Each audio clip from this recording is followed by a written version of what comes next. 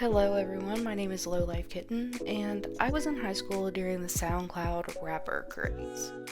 My husband and I were driving to Taco Bell the other night, and I put on the song Betrayed by Lil Xan as like a joke because his music was awful. Hey, and that pussy tastes like Skittles, what? Thought it would make my other half laugh, but I started to think, what even happened to this dude? Hey, you can't really taste the rainbow, what? I know. I haven't heard anything about him in years, so here we are. I looked it up and it's actually amazing what happened to him. So here's the video. Let's get into it. Also, I'm sorry I haven't been posting in the last I think it's 2.5 weeks since my last video. I suffered 2 asthma attacks back to back and ended up in the hospital because I have post-lung syndrome. But I should be back to posting at least once a week again. Now, back to regular programming.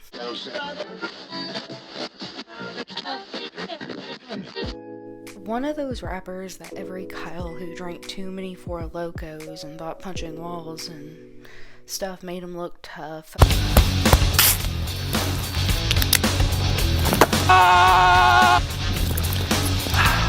Thought was going to be the next best rapper alive was probably Lil Xan. Lil Xan, aka Nicholas Diego Linos, basically based every inch of his career off of one of the most popular prescriptions to abuse at the time, Xans. I personally knew a lot of people in my school who would use these in our school bathroom before gym class. We even had a girl D on these in class during the time that, these things were so popular. My school is pretty effed up. Anyway, I decided to Google what happened to Lil Xan and found some interesting shit. Lil Xan, we're gonna call him Diego from now on since that seems to be the name he uses in his day-to-day life. Lil Xan is a ridiculous name and I just refuse to call him that. He grew up pretty poor. At a young age, he was living in hotels with his family and dropped out of high school at only 15 during his freshman year. My guess was either because his family could use the extra income, or some people at that age hate school and don't have a positive role model to deter him from making that bad decision. He took a job as a street cleaner soon after, and when he realized that maybe dropping out his freshman year wasn't the best idea, he began selling illegal substances to make extra cash. In 2017, he really started to get more into his music and released the song Betrayed, and even though the song was heavily criticized, it peaked at number 64 on the Billboard 100, which made the song platinum. Hey, and that pussy tastes like Skittles, what? He seemed to be doing good with his newfound fame, but hiding an addiction as serious as his isn't easy, and soon his addiction to Xans became heavily documented. Partially due to his music, partially because people started to pry into his private life a lot more now that he had this newfound fame. He said that at certain points his addiction was so serious that he would suffer several seizures on a regular basis, sometimes multiple times a day. Sad thing is that he claimed he was going to become sober multiple times, but that sobriety date just never came. He also had a few pretty notable relationships, such as Tana Mongoose and even Noah Cyrus.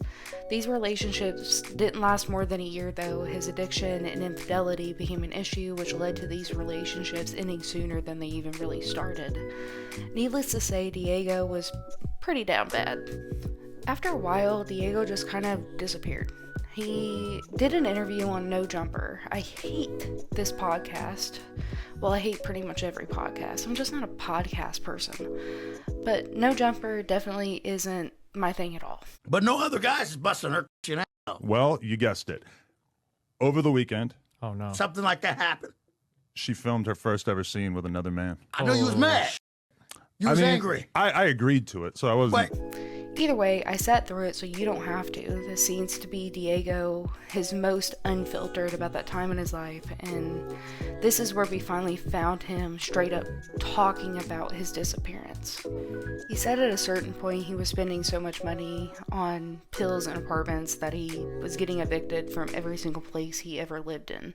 Where were you at that point in your life that made you want to leave the downtown LA life and move to Good the question. OC or whatever? I think what ultimately led to me having to leave was probably Financial financial stability, definitely. I was going through a rough time. I wasn't broke by any means. I definitely probably had more money, I guess, than the average person would in a case. But to what I was used to was, if that makes a little bit of sense. His funds were slowly falling. The moment he would make some extra money, that cash would immediately be funneled into his addiction, and sadly, that's how it normally goes. Like multiple apartments, right? Yeah, and the thing that went into the multiple apartments, it wasn't like a flex, like, oh, look, I'm having all this. I kept getting evicted. He states that he believes that growing up in poverty with an existing addiction and then being thrown into fortune and fame so fast caused him to not know how to manage his finances correctly and gave him the ability to be able to buy the top of the line prescriptions. He stated that some prescriptions that he was taking at the time were like a few hundred for like one bar.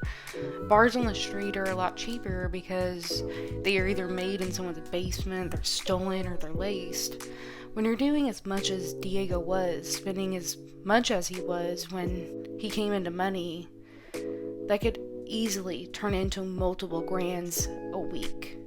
Especially when you're not only fueling your own habits, but you're fueling your friends' habits and buying them in supplies so large that you can supply parties with them. And as much as you can afford. Yeah, and that's the problem. And that goes for anybody that has money in any industry. You have this money, you have an addictive personality per se, and you just are gonna spend it. And what my biggest problem was, I wasn't taking those like fake whatever's on, those are the cheap ones on the street. I would spend the extra lot or whatever to get the real stuff, prescriptions from that were real basically. Later in the interview, he begins talking about his experiences with rehab. He attended a rehab center that allows the use of THC. Cali sober, if you will.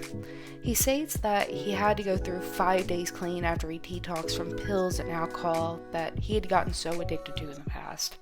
After 5 days, they allow their residents to hit a THC cart. He said that some people might see this as not actually sober, but he sticks to the belief that if it wasn't for the specific rehab center, that he would have never gotten clean without their help. Diego also goes on to state that he did leave the program early, and that a lot of people thought that he was going to be right back on it, but he knew within himself that his sobriety was something he really wanted to achieve, and he was confident at that part in his life to hold himself accountable and go through the withdrawal and the mental strife that came along with the journey. And according to the major change in how he holds himself, how he looks, I think it's clear to see that he stuck to his own promise. It looks like he is around 2 years sober, although he does say that he drinks socially and still uses THC on a regular basis, which in California, it's legal, so I don't see much of an issue with this.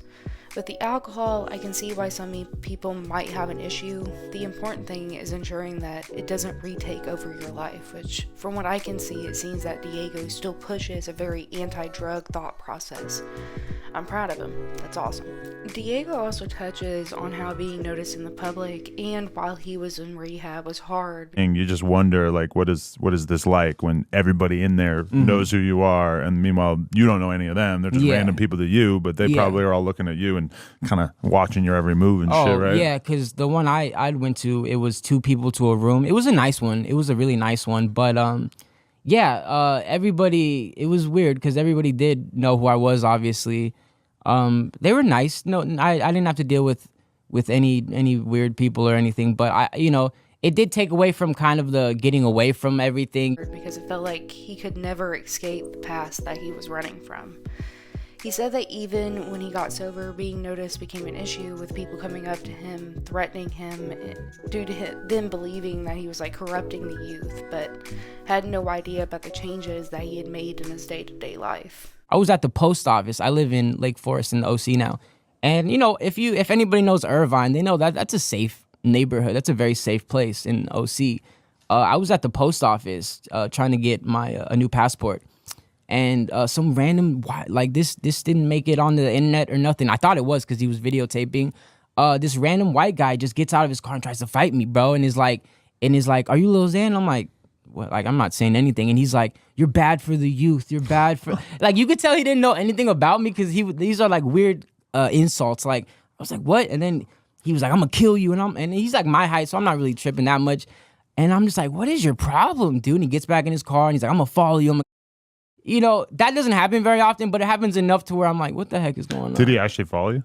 No, he didn't. But I was just like, man, what is this guy's issue? You know, like. Well, you're like a magnet for people with mental health issues. Yeah, I like that. You know? It's kind of crazy to look at him now compared to how he used to look. It's like looking at two different people. Reading through comments, it seems that a lot of people aren't buying that he is sober because of his speech and body language, but we also need to remember that coming off the stuff that he did isn't going to allow you to really come back completely normal. Addiction will affect you for the rest of your life. It can cause parts of your brains to not function as it once did, and it can cause serious mental health issues. Personally, I can see a difference, and I can agree with the host here that all the face tats in his past, he'd probably had to tattoo sober across his forehead because everybody wouldn't really want to take him for his word. He's hard to believe, I guess. But I'm a strong believer that anybody can change their lives and become better, and hopefully that's where Diego stands right now. He is currently making music still under the rap name Lil Xan. I wish he would change that, but that's kind of his title now. It's what everybody knows him as, and he's trying to push his music again now that he's back on the grind, so I understand not changing it. It's not like if he changed his name to like Little Sober or something, people would know who the hell he was. He recently came out with the song Won't Overdose, and I will say his new music actually doesn't sound bad, and the lyrics in the song seem to have some meaning and passion behind them. My lane, I finally found a girl I like. I gave the song a listen like a few days ago and actually enjoyed it. He came out with other singles such as Used To, So Pretty, and Noda, which doesn't sound like absolute dog shit. He said this is the music he wished he was making at the peak of his career, and I actually kind of find it sad how much his views have like gone down. I recommend looking into some of his new music and giving him support. It's great that he got clean and is doing something he is really proud of. Hopefully, if he gets as big as he once was, it won't send him back down the path of addiction and self-hate, but I do think that he deserves another chance. Anyway, if you guys enjoyed this video, please like, comment, and subscribe. Go check out some of my old videos. Help a small channel out. Anyway, see you next time. Peace.